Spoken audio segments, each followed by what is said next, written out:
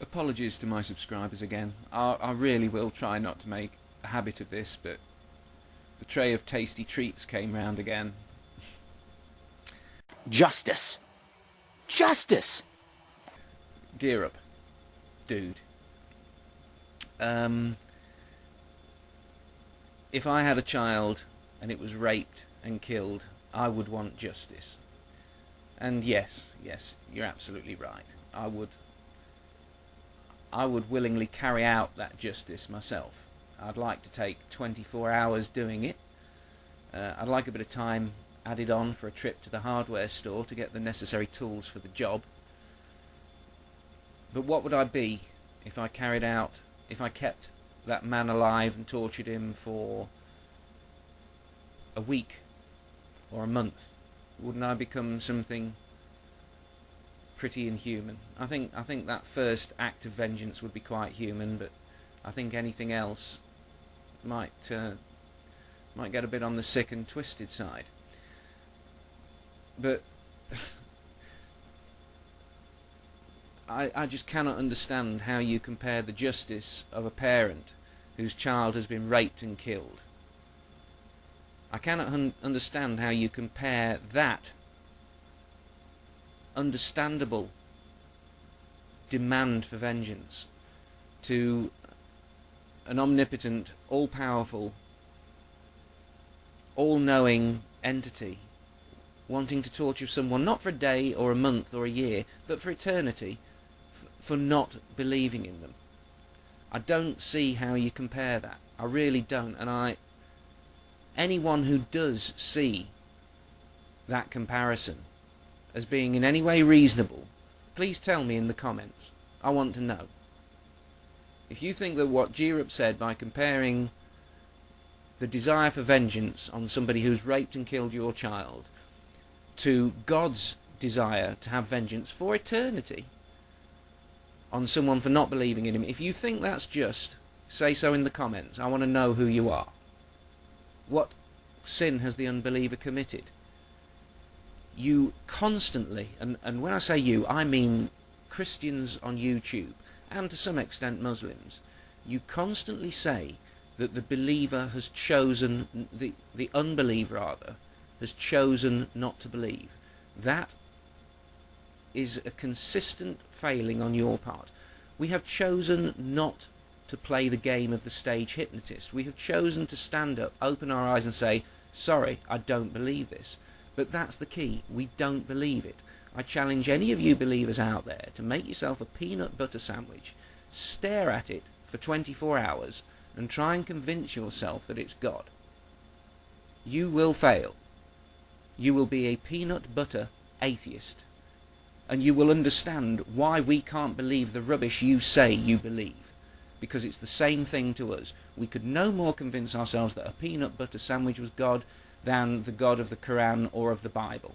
They're both just as ridiculous to us. But you don't get it. And this is why people call you stupid. Because that's a simple fact. That is a simple thing for somebody to understand. And you don't seem to understand it. That is why we call you stupid. Now, you say my notion of God is a very small God I'm talking about. Well, I am. And I am talking about the God of the Bible. It is you who says that God sends unbelievers to hell. Not me. All of these objections that I've got to you about this petty, tantrum-throwing Goddy, they are the God of the Bible. But it's nice that I can see in your eyes you don't want to believe that's the God of the Bible. Righteous justice is God's prerogative. And I say again, it is not righteous to punish someone for not believing something that's unbelievable. It's unfair. It's not just.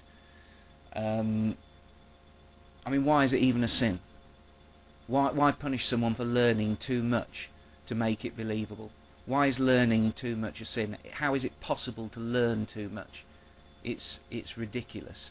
To say that God has the right to punish people for that is an insult to the word of justice. If I was God... Blasphemy! How can you, being a man, make yourself God? easy. It's just a little thought experiment. I was just saying, if I was God, and it was Judgment Day, and I greeted an unbeliever, I would just smile at them, hand them a handkerchief, pat them on the back, smile and say, stop worrying. Everything's going to be alright from now on. Everything. You have nothing to worry about. I understand why you didn't believe. It's not a problem. If I'd have been in your position, I probably wouldn't have believed as well. But it's going to be okay. I would not pour petrol over their head, strike a match, and then go hallelujah. And hell will forever be that place, that monument, to testify to the fact that God honored the free will of man. To call hell God's monument, the way, what did you say? God's monument honouring the free will of man.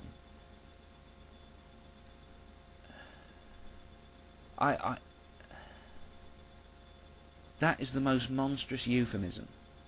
That is blowing smoke in front of a turd. You say that anyone in hell desperately wanted to be there. Well, you set up a bonfire, light it, and then do a video of someone willingly walking, a sane person, willingly walking into fire, and then you might have a point. You cannot believe that people are going to look at hell and go, "Oh, I'm going to have me some of that." You say that God has provided us with a means of escape from hell in the form of Jesus Christ and believing in Jesus Christ. Well, how really nice of him to provide the only way out of hell is believing that a peanut butter sandwich is God. How fucking marvellous is that? How fair. The only people he's going to have in heaven are going to be so stupid because he's already doomed all the rational people, according to your beliefs, to hell. Your God must have a low IQ to want to be surrounded by ignoramuses. And what a petty ego as well. I don't envy you going into heaven, mate. It really does sound a little bit like hell to me, to have a God that wants stupid people worshipping him. I'd point out that we all fall short of the power and the morality of Clark Kent, but that doesn't make him any more real. When we look at that soul standing before us, Phil, and we're saying, wow, God just sent that soul to hell, not because they were a mass murderer, not because they were a horrible rapist, but because they were a sinful human being. What sins are you talking about that warrant burning somebody? Masturbation? Working on a Sunday? Thinking your neighbour's wife has a nice ass? Losing the temper with the parents? That just sounds like an ordinary human being to me. Feel that love. Justice. Justice! I really cannot conceive of anything more unjust than what you describe. You try and repaint the picture every time. I talk about us watching God destroy someone, and you say, it's a sinful human being. No, it's just a human being. It wanks, it works on a Sunday, it looks at its neighbour's ass. Big frickin' deal. Not even worth a slap on the wrist, let alone an eternity in flames. And you know it.